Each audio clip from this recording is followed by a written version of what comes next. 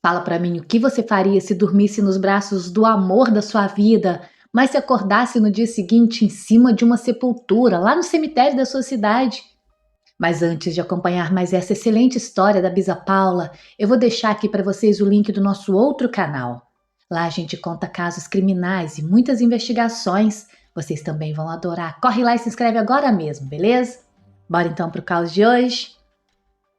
Aqui nas nossas bandas, muito se fala sobre o terrível mês de agosto, pois, segundo muitos contam, nesse mês costumam acontecer coisas realmente muito ruins. Dizem até mesmo que agosto é o mês do desgosto.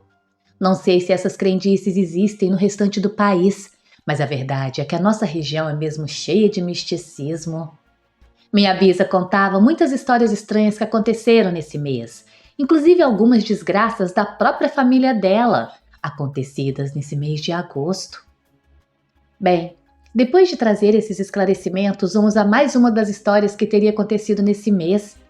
Dizia ela que um rapaz chamado Pedro caminhava levemente pelas ruas, pensando nos acontecimentos nada agradáveis que aconteceram a ele. Além de ter perdido o emprego depois de uma violenta discussão com o patrão, havia também terminado o namoro com Letícia. Não era, pois, sem motivo que estava arrasado. Estava mergulhado na mais profunda melancolia. Deprimido e totalmente no estado mórbido, ele não conseguia afastar do pensamento as palavras ásperas ditas pelo patrão. Pode então fazer minhas contas. Essas palavras que ele teria dito ao patrão se alternavam com as do encontro com Letícia, que de cabeça baixa evitava olhar para ele quando disse: "Não vai dar, Pedro, não vai dar mais." As palavras estavam ressoando na mente daquele rapaz. Nesse estado, ele seguia caminhando sem destino por horas. Sem perceber, tropeçava às vezes em buracos ou simplesmente dava topadas nas calçadas das garagens, que ficavam no nível ligeiramente mais alto do que o pavimento. Aquilo fazia com que ele proferisse palavrões. Ficava imaginando como é que coisas tão ruins poderiam ter acontecido no mesmo dia. 2 desgraças logo numa sexta-feira de agosto. Seguia refletindo. Bem que o meu horóscopo estava dizendo: cuidado com o dia de hoje. Relação tensa no trabalho, discussão com superiores. No amor, ele também havia sido alertado no horóscopo. Falaram para ele ter cautela com decisões e com encontros. Só que na própria vida ele não tinha decidido nada, eles que decidiram por ele.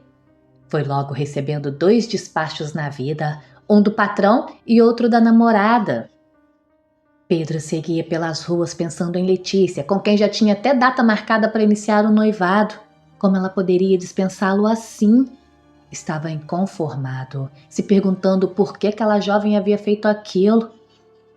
Pedro seguia caminhando sem rumo, nem percebia o tempo passar. Perdido em tantas lamúrias, nem notou que o tempo mudava.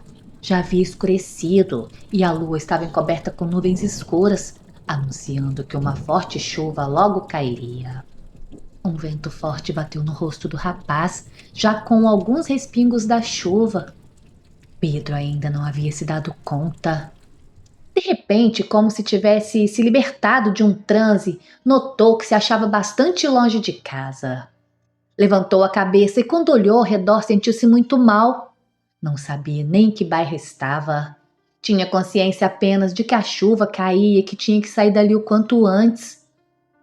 À medida que o rapaz andava, o seu mal-estar apenas aumentava. Não eram apenas calafrios. Aquilo percorria o corpo todo. Ele sentia algo indescritível, que fazia os pelos do corpo dele todos se arrepiarem. Pedro sorriu amargamente quando colocou as mãos no bolso para tentar se aquecer. Sentiu que seus dedos tocaram as alianças que havia levado para Letícia, mas a jovem sequer deu oportunidade dele tirá-las para mostrar-lhe. Relâmpagos riscaram o céu seguidos de ensurdecedores trovões. Quando faíscas elétricas apareceram de relance, Pedro pôde ver árvores e a vegetação das casas, que fizeram seu mal-estar aumentar ainda mais. Era uma sensação estranha de medo que ele não entendia. Acelerou então seus passos. Foi aí que de repente sentiu-se sendo observado. Decididamente hoje não é o meu dia, pensava ele. Mas então, como se saísse do nada, ele ouviu uma voz feminina.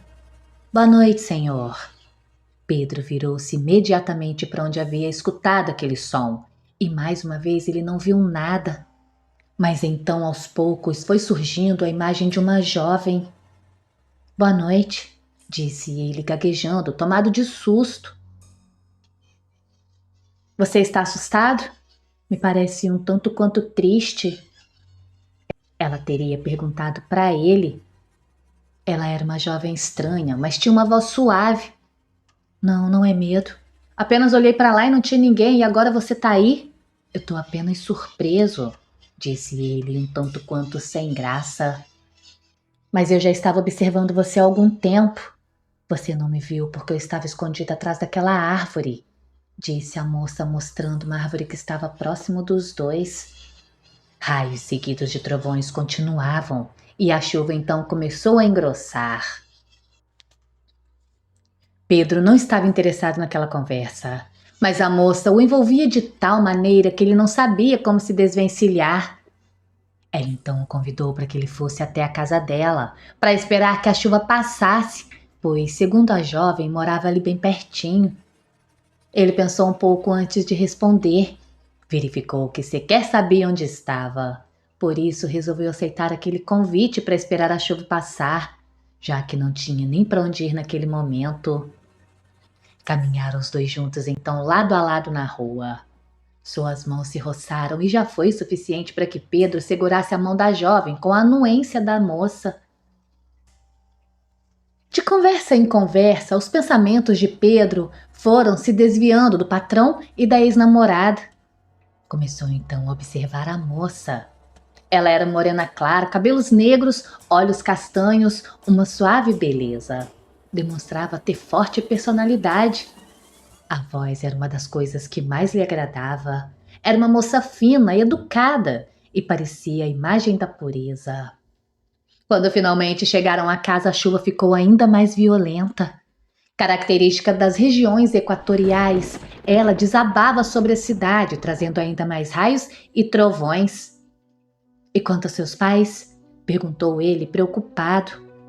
Não se preocupe, eles não estão aqui, respondeu a moça, tranquilizando. Você está sozinha? Perguntou Pedro, surpreso. É o que parece, não? Ela disse tranquilamente. Sentaram-se no sofá com as mãos entrelaçadas. Pedro, embora estivesse melhor, continuou todo desassossegado, apesar do carinho da moça e do tratamento que ele estava recebendo. A impressão que tinha era a mesma que sentia nos seus pesadelos. O temporal agora estava mais violento ainda. Haviam rajadas de vento que traziam as gotas grossas da chuva, que batiam contra as janelas. Provocado pela moça, Pedro contou as suas desventuras daquele fatídico dia. A mulher serena o acalentava, o encorajando a deixar para lá aquele rompimento, lembrando a ele que Letícia não era a única mulher na face da terra, assim como aquele emprego que perdera. Deus escreve certo por linhas tortas, sabia? Naturalmente você vai encontrar uma nova namorada e empregos bem melhores, dizia aquela jovem. Mas e quanto a você? Perguntou ele. Já teve alguma decepção amorosa assim? Eu? Ora, sequer soube o que foi amar, disse a menina tristonha. Como é que é? Perguntou Pedro surpreso. É que eu não sei ainda o que é isso, disse a moça desconcertada.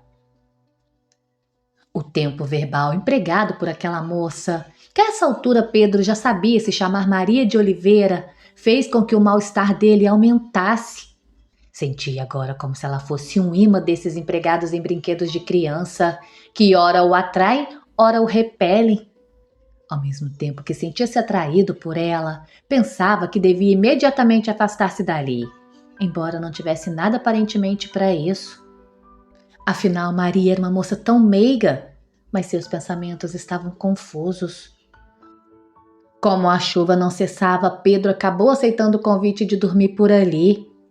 Às 11h30, os dois foram para o quarto da jovem. A chuva aumentava cada vez mais e sua força parecia verdadeiramente uma tempestade. Eram trovões atrás de trovões, que faziam o jovem estremecer. Deitaram-se juntos então. A proximidade dos corpos fez com que os dois se entrelaçassem e Pedro sentisse muitos desejos por ela.